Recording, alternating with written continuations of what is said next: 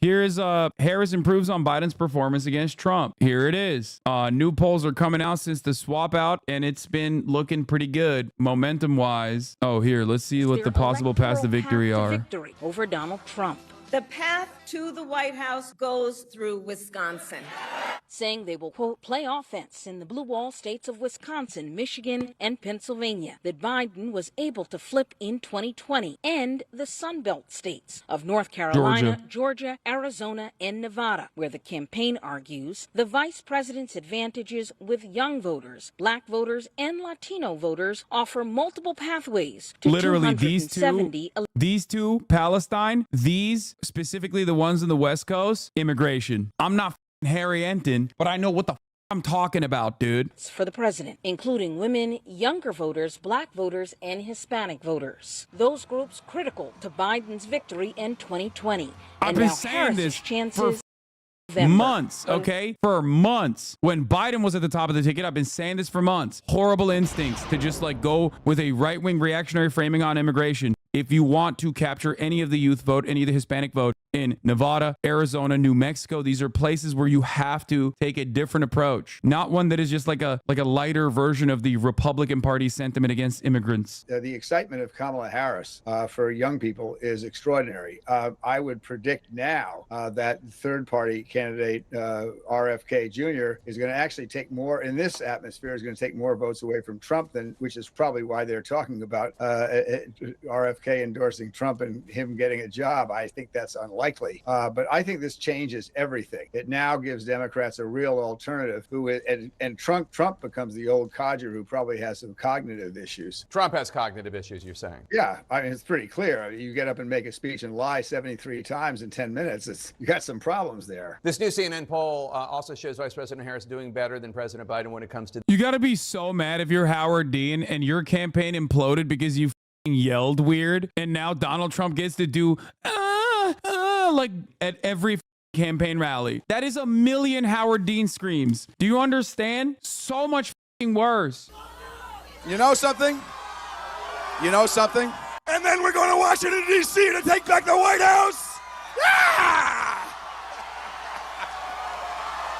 Like, it feels like it's from a different, it doesn't even feel like this was 20 years ago. It feels like this is a different dimension. Like, think about that. When this could cook you, it unironically feels like we are not living on the same, like, we are not living in the same reality. Republicans literally post the Donald Trump going, at every campaign rally like it's an own, like it's awesome. Yeah, Dean was one of the better candidates that cycle too. Yeah, I mean, I guess like he was also definitely significantly more progressive. That didn't help him for sure in the media landscape. He was one of the OGs in the blogosphere, had like a lot of independent media backing him. That probably didn't play a big role. That probably didn't play well in terms of the media coverage on him. But it's like people asking like, why did this doom him? It's like, dude, because it was a different time. Okay, we're talking about Joseph Robinette Biden ran for president in 1984. That was the first time he ran for president. And when he ran for president, he had to resign from his campaign in disgrace because it came out that he had plagiarized one of his own personal speeches about his own personal life directly from a UK politician. Yeah, he plagiarized Neil Kinnock's speech about being the first Kinnock to ever go to college. Think about how different of a time we live in where, you know, flash forward to 2020 when Joe Biden is plagiarizing experiences that he hasn't had, like getting arrested because he went to meet Nelson Mandela. Like, he's imagining different realities and none of that is hurting him. Or even on the the Republican front, the 74 lies that Trump told this last debate. It's just a very different reality that we exist in now. Very, very different reality. But on that note, let's get back to Kamala. Well, this is a wildly different presidential race than just a few days ago. We've heard a lot from politicians about Vice President Harris taking over for Joe Biden at the top of the Democratic ticket. But the crucial question is, what do voters think? And today we're going to get the first snapshot of how they view Kamala Harris, who used her first rally as the presumptive presidential nominee to go after Donald Trump head on. He and his extreme Project 2025 agenda will weaken the middle class. Like, we know we got to take this seriously. And can you believe they put that thing in writing? When you read it, you will see Donald Trump intends to cut Social Security and Medicare. He intends to give tax breaks to billionaires and big corporations and make working families foot the bill. America has tried these failed economic policies before, but we are not going back. And I'm here with CNN's David Chalian to break down what we're learning in this important new poll. Take it away. Well, we got our first look at a Harris-Trump race that is no longer hypothetical. And what you see here is there's no clear leader in the top line of the horse race here. A 3-point margin. That's within the margin of error, Dana. Donald Trump at 49% support. Kamala Harris at 46% support. That's about half the margin that we saw in the Biden versus Trump matchup the last couple of months that we polled. That was a 6-point race. This one now is a 3-point race. And if you look here, broken out by party, you see near total consolidation among Democrats for Harris.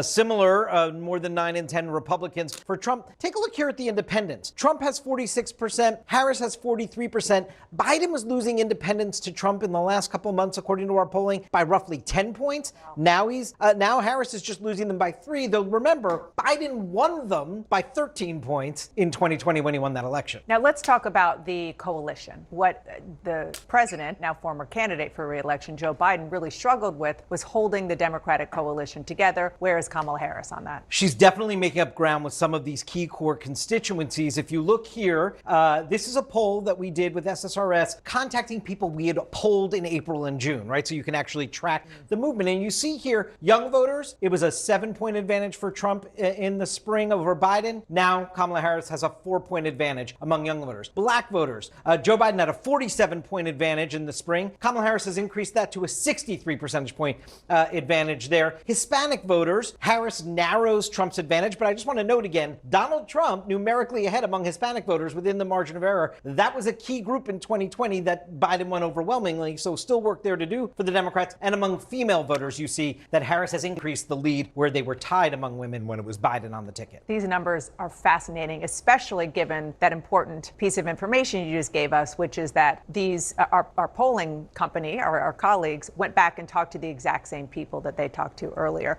Okay, let's talk about what voters want from their presumptive new nominee. One of the numbers that just jumped off the page when the poll came back, Dana, was this is among Democrats and Democratic-leaning independents. Do you want the next Democratic nominee, her name is Kamala Harris, we know, to continue Biden's policies or take the United States in a new direction? 53% say continue Biden's policies. 47% say take in a new direction. And this, I suspect, means exactly what I've been saying, perhaps because I'm biased, but it means do something different in terms of the least popular aspects of Biden's election chances, Gaza and immigration, and continue the most popular aspects of Biden's policies, which is social progress, defending, and championing abortion, ensuring that women have bodily autonomy, and also at least like the advocacy for socially or fiscally progressive policies as well. Like the litany of many economic policies that Biden has unveiled that are objectively popular and well received. A near even split among Democrats looking for a new direction here. I think that is very interesting to watch forward how Kamala Harris campaigns on that.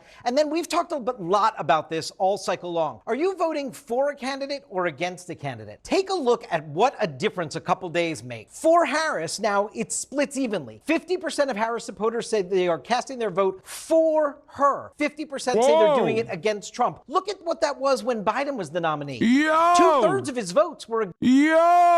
This has not been a thing since 2016. Not even. This has not been a thing since before 2016. Last time Democrats had percentages like this was Obama, dude. That's crazy. It's been damn near 20 years since Democrats have actually said they're not voting against insert Republican, usually Trump. Unfortunately, it's been Trump the last 3 times. That's crazy. Against Trump, only about a third, 37% were for him. Harris changes that equation. Donald Trump, by the way, gets more affirmative support after the assassination attempt, after his convention. He's now up to 74% of his voters who say they are voting to cast their ballot for him. Only a quarter say they're casting their ballot to be opposed to Kamala Harris, Dana. So So interesting. So much to dig in on. So Biden dead enders kept trying to say the polls are actually going in a good direction. They were lying. This is polls moving in a good direction. Just so you understand. This is exactly what it looks like when polls are moving in a positive direction. Of what David just laid out. That last data point is the one I'm most fascinated by. Nerding out on some level, probably going a few layers deeper than maybe most people will be at this point in time. But I think what that shows is what I think a lot of us have picked up over the course of the last 36 hours, 48 hours, which is if you want to know what a collective exhale of an entire political party looks like, look into these numbers, both in the affirmative support of the vice president, 50%, where I think Joe Biden was at 37%, as David was just showing through.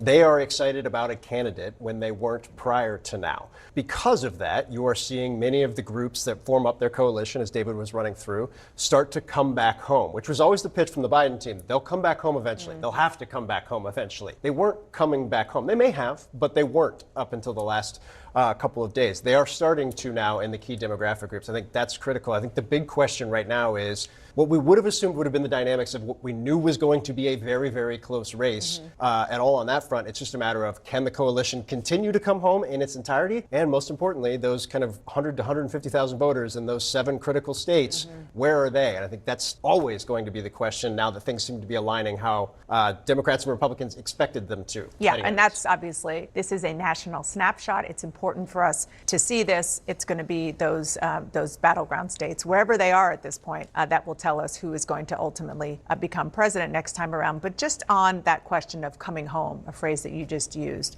let's look at another way to approach our new numbers that we're just getting out.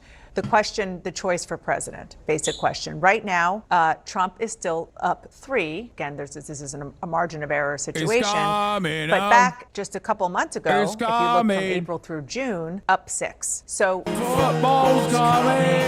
there is a slight shift in the direction of the Democrats. And a slight shift because of the numbers that David pointed out, that so much of the key parts of that Biden-Harris coalition in 2020 are energized and excited for their Democratic nominee again. And, you know, just going back to Phil's point, when, you know, the Biden campaign's whole theory of the case is that we want to, once you put Joe Biden up against Donald Trump, people are going to remember what they didn't like about the Trump White House and then come home to the Democratic Party. But kind of politics 101 is you do have to be excited for your party's candidate. And it's just this level of enthusiasm that we're seeing for the Democratic Party is nothing that we saw on the scale of what we saw on Joe Biden's behalf for so much of the last year and a half. And another number that I was just so struck by in the poll where it said 90% of Democrats approved of Biden's decision to end his candidacy.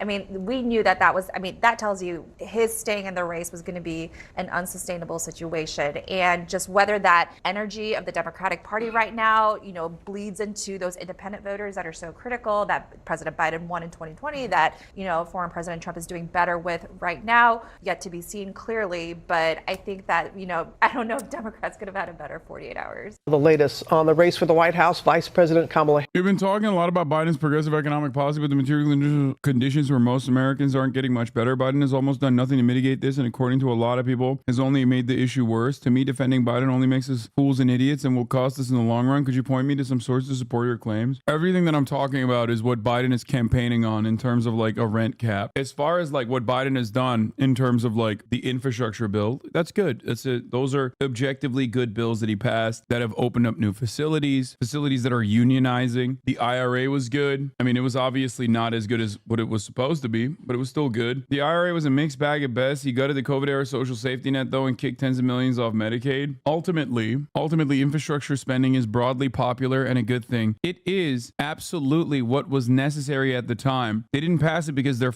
progressive champions of economic justice. They passed it because there was no other way. She's wasting no time getting at the issues that will determine this race. We who believe in reproductive freedom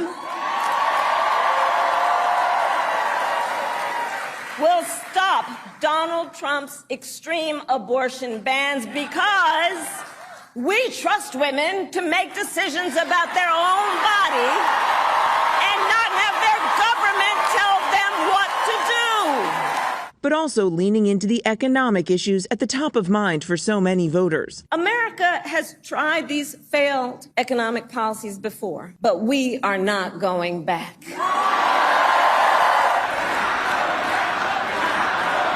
This morning, the first poll since Biden withdrew showing Harris has a slight lead over. I think one aspect that she has to hammer that I think is like good messaging is Trump's tax cuts, right? I would just say, look, this guy lied to you. This guy lied to every American that's making less than the top marginal tax rate every year. He turned around and he said he was going to cut everybody's taxes, and all he did was make permanent tax cuts for the mega wealthy in this country, permanent tax cuts for corporations in this country, and then your tax cuts were slated to sunset. I want to restore that. Like I want to restore that process. I want to, like Joe Biden said, no tax cuts for those, no tax increases for anyone making less than $400,000 a year, but tax increases for those making more than $400,000 a year. What does sunsetting mean? It means like it goes away. So all the tax cuts that the poor people saw, which was already marginal to begin with, is completely gone. They expire. We have to make sure that Americans that are high earners participate in the American process. Like it's the most patriotic thing you can do. Fixing the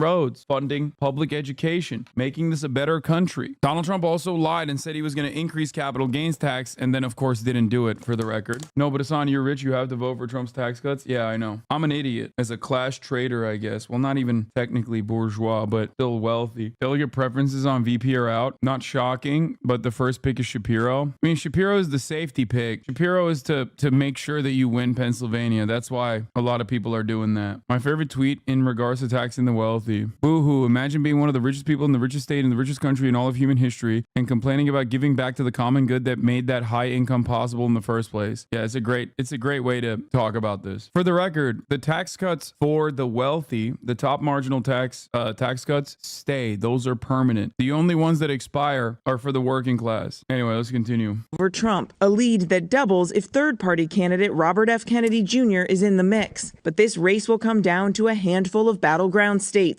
where Trump has been leading for weeks. And that's where Harris's pick for a running mate could come into play. Sources tell ABC News vetting has already begun. For now, at least 4 names on the list. Josh Shapiro, the popular governor of must-win Pennsylvania. Senator Mark Kelly of critical Arizona, an astronaut and the husband of former Congresswoman Gabby Giffords. Andy Beshear, the young governor who just won re-election in deep red Kentucky. And Governor Roy Cooper, elected twice in North Carolina, a state Democrats have been investing in heavily, hoping to flip blue. Now, a senior administration official tells us that right now Kelly and Shapiro are the leading candidates. But of course, this list could change in the coming weeks. And Harris doesn't just have the ability to focus on the race for now. She also has to sucks that out of that list, those are the 2 more conservative ones. It's just like kind of lame. Balance this new role with her official duties. And today that includes a speech in Indiana and tomorrow a meeting with the Israeli Prime Minister Benjamin Netanyahu back in Washington. Robin. That's right, Mary. Thanks to you. Tim Walz, pro ceasefire. Vote going to uncommitted. And we've seen that already in about 40,000 votes right now, 20% of the vote going to uncommitted. And we've seen that already in this primary in Michigan. What message are voters in your state trying to send to President Biden? And what do you want to see President Biden do? This is from the actual Super Tuesday coverage where they had Minnesota Governor in response. Yeah, look, they're engaged. We're really proud in Minnesota. Civic responsibility. We have some of the highest voter turnouts. These are voters that are deeply concerned, as we all are. The situation in Gaza is intolerable. And I think trying to find a solution, a lasting 2-state solution, certainly the president's move towards humanitarian aid and asking us to get to a ceasefire, that's what they're asking to be heard. And that's what they should be doing. We've gone through this before, and we know that now we make sure we've got 8 months. We start bringing these folks back in. We listen to what they're saying. That's a healthy thing that's happening here. But I would note that the former president lost twice as many votes here in Minnesota to Nikki Haley. And I've seen some of these exit polls out of North Carolina and others. 80% of folks said they're not voting for him who voted for Nikki Haley. We'll get. Damn, it seems like Tim Walz is very very aware of what the uncommitted voting campaign, especially those margins for the uncommitted voter campaign, spells for Biden's reelection. You made a great point earlier or yesterday that uncommitted is a material undercount because non-voters aren't represented. Yes, it's a point that I made on this day as well. And a lot of people tried to not talk about that or just avoid examining that reality because they were hopped up on copium. Whenever I talk about Israel-Palestine, people immediately assume that it is because of my own personal biases such as seeing Palestinians as human beings and not just collateral damage or rabid barbaric terrorists. But it's not just the biases that I have. There is also an electoral consequence. Minnesota, Wisconsin, and Michigan are three must-win key states for the Democratic Party beyond Pennsylvania is the most must-win state. But these three states have shown significant numbers of active Democratic Party voters participating in the primary process to demonstrate their distaste with the Biden administration's actions in terms of our allegiance with Israel. He's my governor, and I've been involved in organizing here for Black Lives Matter in Palestine. He has routinely ignored us and canceled meetings with us last minute, like every time. Listen, I'm not saying he's waving the Hamas banner or some shit. The uncommitted voting campaign was phenomenally successful. It was. Please don't whitewash Harris. She isn't any better than Biden. Oh, dude, this is not a whitewashing of Kamala Harris. This is me urging the Democratic Party to do the right thing, both in terms of what I believe is the right thing to do morally, and also the smart thing to do electorally. Please calm the down. It's not me saying Kamala Harris is going to be like, oh, one state solution tomorrow. That's not whitewashing. It's not. What are we talking about?